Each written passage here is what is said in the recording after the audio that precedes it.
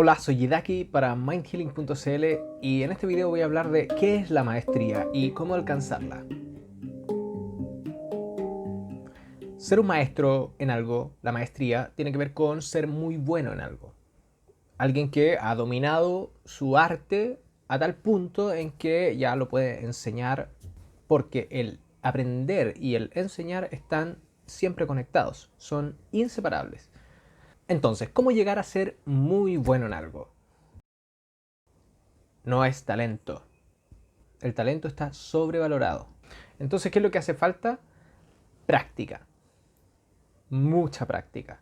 Las investigaciones en el tema muestran que quienes han llegado a dominar su arte a tal punto de ser como de clase mundial en lo que hacen, eso toma 10.000 horas aproximadamente de práctica.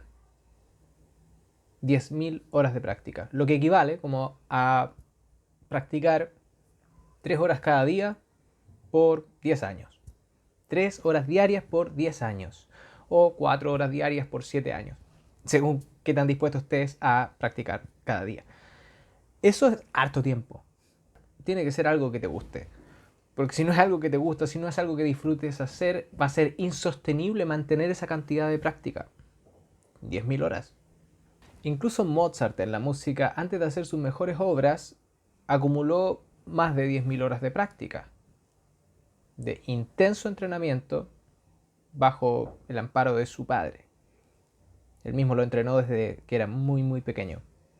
La maestría, más que un estado final, es una actitud. Y es una actitud que consiste en elegir un camino y quedarte en ese camino, pase lo que pase. Aun cuando alcanzas como lo que se llama una meseta, que es un punto en el que ya parece que no estás avanzando más en tu progreso. Aún en esos momentos, cuando entrenas, practicas y parece que no te estás volviendo mejor en lo que haces y sigues practicando y no te retiras del camino, eso es una actitud. Esa es la actitud de la maestría. La maestría, podemos ver otra definición, que es ser muy bueno en algo, como en términos del resultado, el producto que puedes entregar, hacer algo muy bien. Pero también la maestría tiene una componente emocional, de actitud. Hay una actitud de tú estar decidido a mantenerte en ese camino, pase lo que pase. Ok, pero volvamos a la práctica. Esta práctica no es cualquier práctica.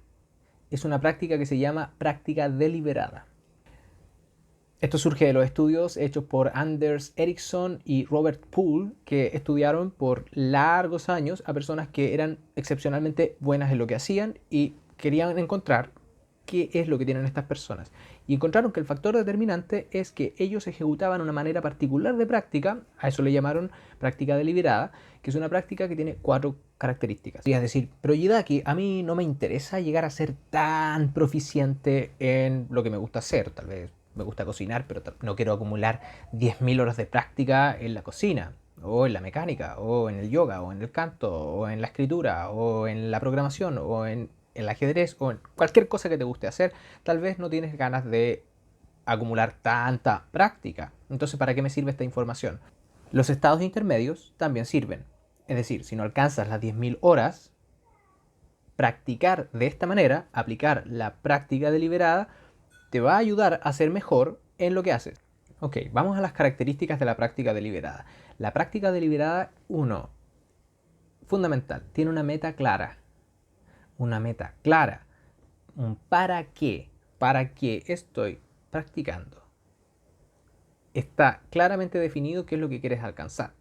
Por ejemplo, si es en la danza, tal vez hay un cierto movimiento que quieres lograr. Si es en el yoga, tal vez una cierta postura que quieres lograr. Si es en la escritura, tal vez lograr un cierto tipo de texto, algún tipo de producto. Si estás en el ámbito de quizás la ingeniería o la mecánica, es crear un invento o crear una máquina que haga tal cosa. O si es en la programación, desarrollar una aplicación, desarrollar un sistema que cumpla tal función. Hay una meta clara de a dónde tú quieres llegar. Si es en un deporte, tal vez en el atletismo, es lograr un cierto resultado, ¿no? Un cierto tipo de salto o correr una distancia en tantos minutos y eso es lo que tú quieres lograr, etcétera. Puede ser la lista infinita. Pero la idea es que tienes claramente definido qué es lo que tú quieres lograr.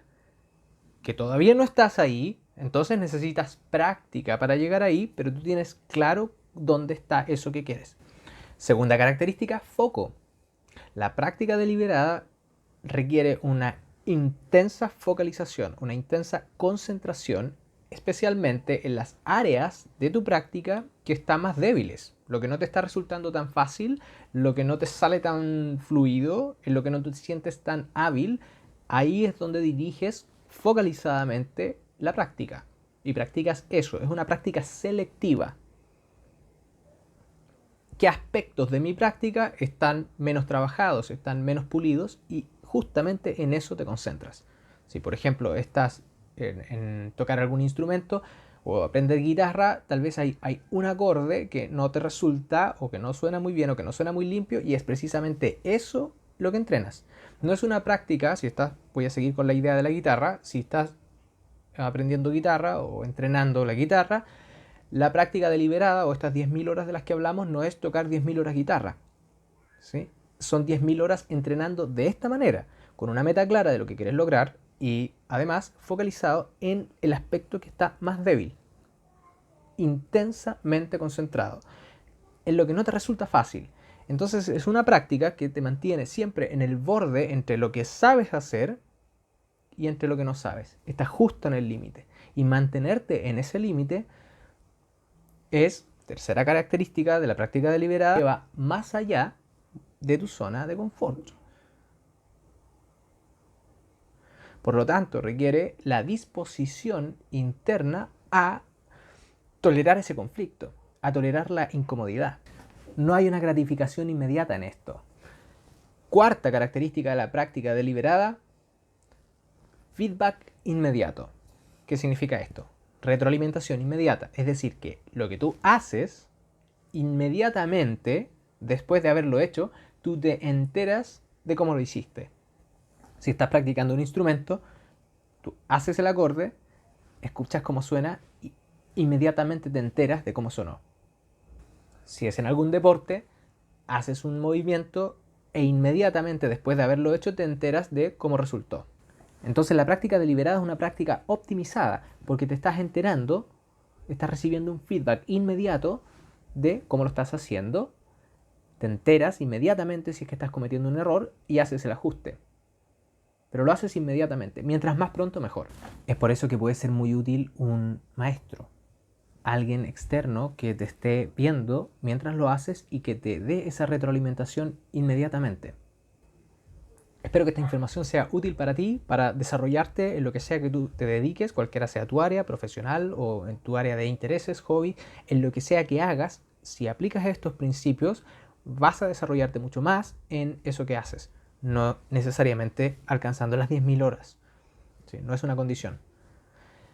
Ok, espero que esta información haya servido para eso y si lo quieres compartir con algún amigo, darle un me gusta al video si es que te ha gustado y suscríbete al canal si es que no te has suscrito aún. Esto es solo el comienzo, va a estar viniendo más información de desarrollo personal para favorecer un desarrollo de tu vida en todo nivel. Te invito a visitar la página web, ahí hay más contenidos de complemento, textos, artículos. Están los audios de los videos también, por si los quieres escuchar mientras haces otras cosas y no estar mirando la pantalla todo el rato.